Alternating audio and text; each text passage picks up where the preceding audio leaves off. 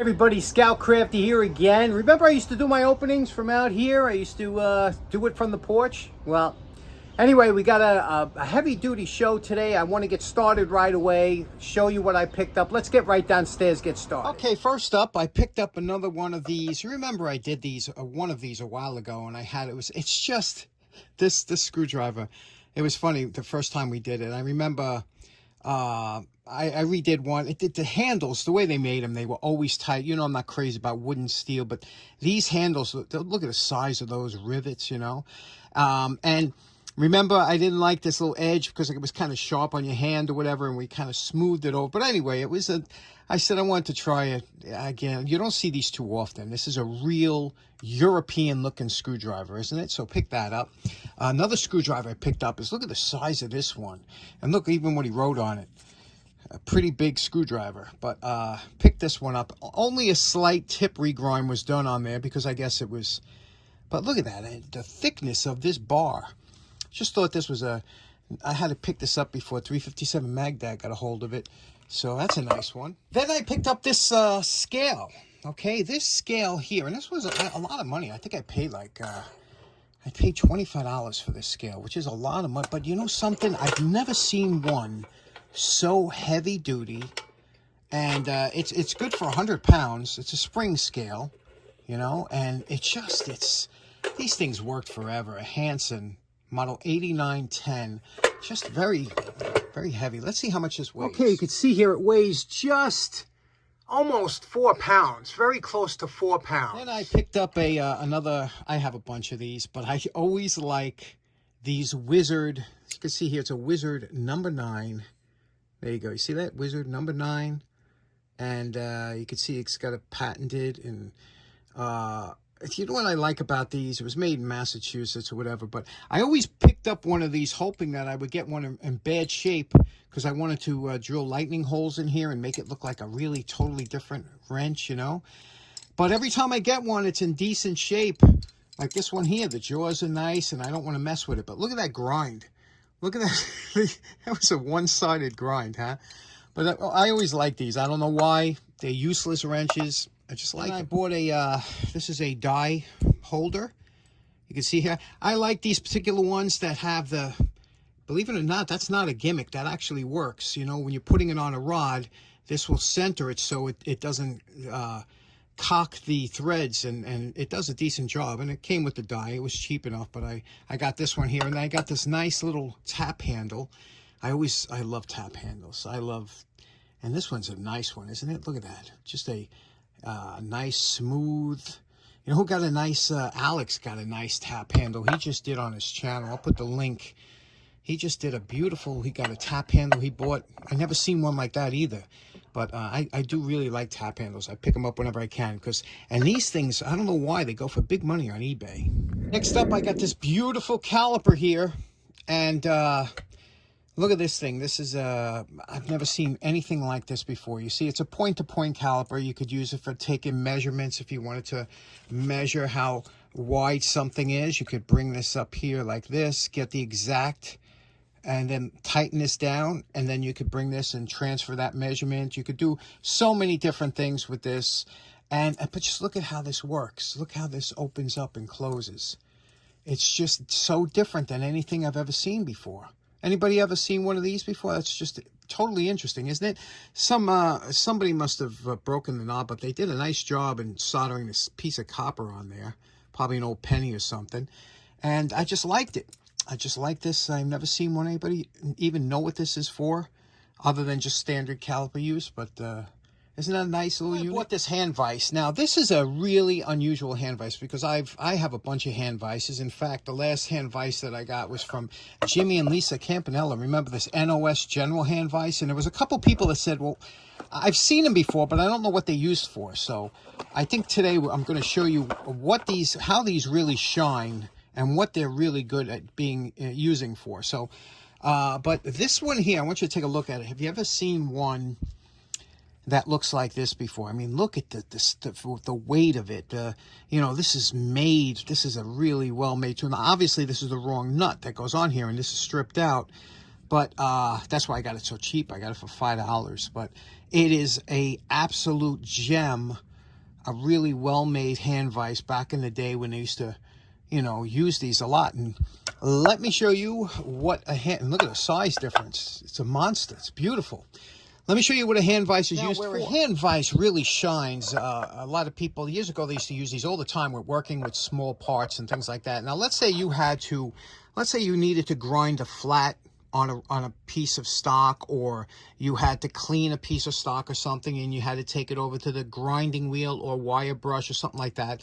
A lot of times what we do is we grab it with a pair of pliers, and we'll work it that way. Now, the problem with that is, first of all, when you're dealing with pliers, because it's such a small area you're holding on to, you really got to hold on to it tight, because if not, this thing will slip and can't and, you know, turn on you.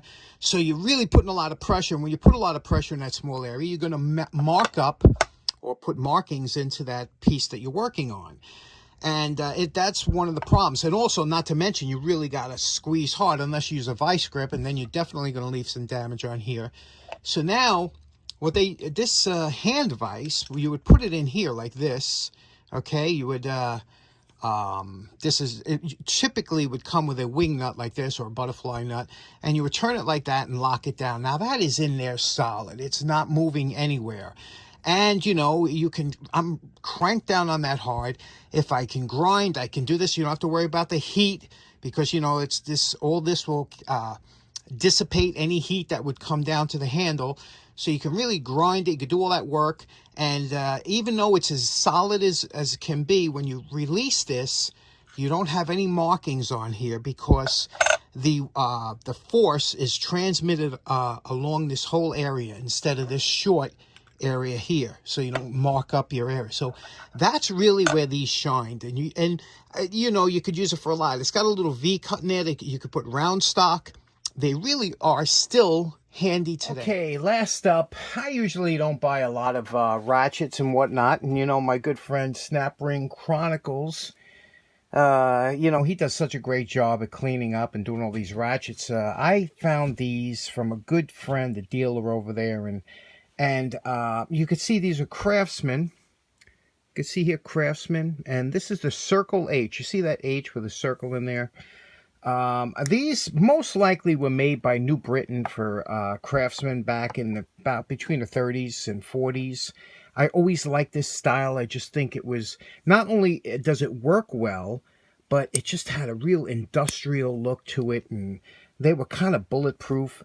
But a lot of times, because, you know, they've been around for so long, a lot of times when you find these, they're a little beat up, especially the knurling. They weren't a very deep knurling, but a lot of times the knurling got beat up. This one here is in pretty decent shape, and there's no bang marks, okay, which, you know, used as a hammer anywhere on it. So obviously, whoever had this, they probably had this as a set, because, you know, it came from the same place. They got the same exact kind of patina on it. So I thought that they came from the same owner.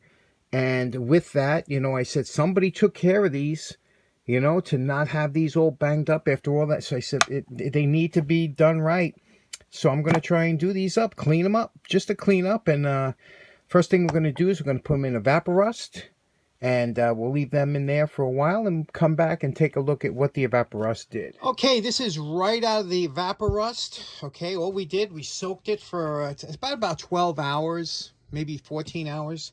And you can see here, it almost puts like a black oxide on it. You say, oh, geez, that don't look too good. But what it did was it got rid of a lot of the rust or converted it, whatever you want to call it. But now with the wire brush will work its magic, because now it'll just take that black off there.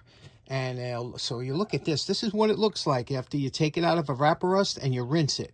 Now I'm going to take this over to the fine wire brush, and we'll work our magic.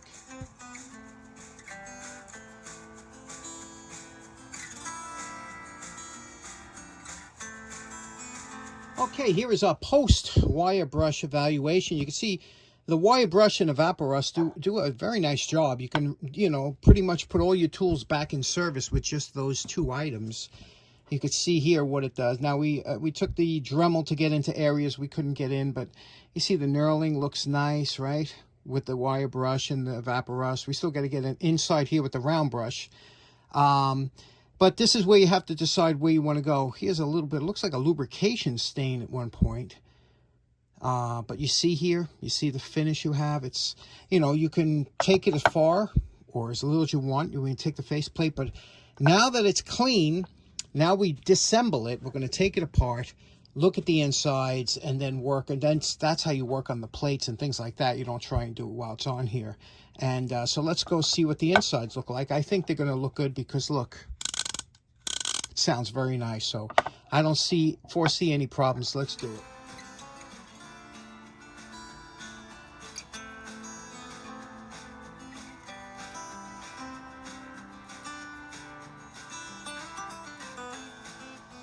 Okay, I took this plate off here. I want to show you how this works on the inside, okay? There's 3 screws that hold, there's 2 plates that sandwich this mechanism together. Now, I temporarily put these screws back in because these screws go through a U-spring, okay? And the spring holds, these are called pulls. Each pull is pressed against this drive gear. And what you have to do when you push this one side to the other, watch the pulls get switched over. You see how that works? Now that will lock it over the other way so that it'll turn this way. You can see? So it's important that you remember this spring has to go on the outside of these pulls, and it's really nothing to it. They're pretty simple, but it was a bulletproof design.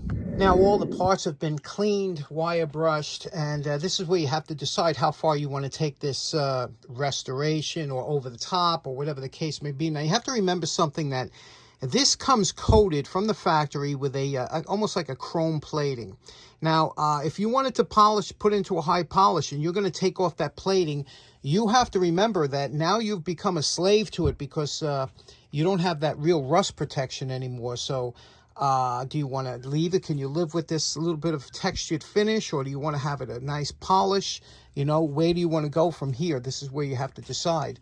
All the internals are in really good shape. You could see here there's no chipped teeth, nothing damaged. Everything looks good. The plates here, you can see there's a little dinged up here. But remember now, once you take this down to a shine or whatever you want, and you take them little nicks and pits out, now you have raw steel, which is prone to rusting. So you always have to read. This is where you're juggling back and forth what you want to do. I just wanted to basically clean these up because I actually do like to use these, and I don't want to have it somewhere where I have to worry about using it. So we're going to take this apart, take a look at the other one, put this back together, lubricate it, and we'll show you what happens. Okay, for the smaller ratchet, once we remove the 2 screws from the back here, you can see it's solid. There's only one plate. It's not a sandwich design. This top plate will come off, and it will reveal. You see what it looks like. That's why if you're going to soak these in a Vaporust, you really do have to take them apart, because it will mess with the grease in there, you know. Now, if you have any problem popping this plate off, because it's a machine fit, it's a real tight fit, just take a small brass hammer and tap here, just a small brass hammer like this. Just tap here lightly, and that'll pop that plate off. So, because sometimes these plates have been in for a while, and they really kind of, the corrosion or whatever keeps it in. So that's how, and then you just remove this, and over here you can see these springs. This will, now you have to remember something. This is a peened in part. You see, this is peened in. There's no way to get this spring assembly out, so you have to, unless you drill this out, because it's not a screw head here. So here's where you have to clean around it to get everything in there, and then lubricate. Now, this is about how clean it should look. I was able to get the pulls out by just lifting the springs off of them, but the spring here is one wraparound spring, just like the other one. But to get in here, everything with the Q-tips, and first we did it with 50-50, then we went over with WD-40. So when you stop picking up any dirt, you know it's very clean in here, and you're going to put some grease in here anyway, but everything should be clean behind the switches and everything back here. Just keep going until your Q-tip comes up where you're not picking up any dark grease or anything. Keep wrapping around, get in there, and then put everything back together with a lubricant. And I'll show you how we lubricate. Okay, you can see what we did here. You see it's lubricated. It's back, how nice and smooth that is when the switch goes back and forth. Now, there's a little ball detent under here that you got to lubricate too, but you can see this will switch back and forth nice and easy. What I use for that is I use a 50-50 red grease, half red grease, and half Marble Mystery Oil. I find that makes a real good lubricant, a long-lasting and a cleaning lubricant. So that's we have there. Now we wire brushed the gear. You can see here. There we go. We wire brushed it. It's all nice and clean, and there's no teeth damage whatsoever. There's usually a little bit of grease in there. So now we're gonna take some white lithium grease, okay, and white lithium grease looks kind of like this, and we're gonna put this around the teeth here. Just gonna put this all around the teeth, and then we're going to put that back in and reassemble. Now, it's always important, you gotta oil your ball detent. I like to use 3-in-1 oil. It has anti-corrosive properties in it, and put a little bit on there, and then take a flat-bladed screwdriver. Usually use the flat side, but I'm showing you so you can see, and you just push that ball detent down, and the oil will enter that cavity. Now, you know my favorite part. Remember what these Craftsman ratchets look like before we started? I'm calling this project done. Now, it's funny. You probably think, well, you know, there's nothing polished. There's no paint in here. I think it's because I've always wanted a set of these that I could use. You know, I did these twice before. Once I did with a paint in the recess and everything, and polished it all out. And it's beautiful, but I don't want to use it because, it gets scratched easy and stuff. But when I saw these, I said I would really always wanted a pair that was in decent shape to begin with that I could use. And this is decent. It's a good user. And especially since there's very little wear in it. And let me show you why I like these so much. Now, I'm going to put an extension on here. We're going to pop an extension on. Okay. Now, first of all, listen to the action. You could see it's beautifully nice and smooth, But what I like about it is when you're using this wrench, that it's back here is the selector switch, okay? So a lot of times this gives you a very thin profile to go in. There's nothing up here, nothing to break off. This is almost bulletproof. I'm telling you, has anybody out there ever seen one of these worn out? I mean, I've seen them beat up, but they always worked. And this design back here, it's overmade. That's why they're heavy, they're big, they're bulky, but they do the job. And here's the half-inch. Put on a snap-on half-inch. Listen to that.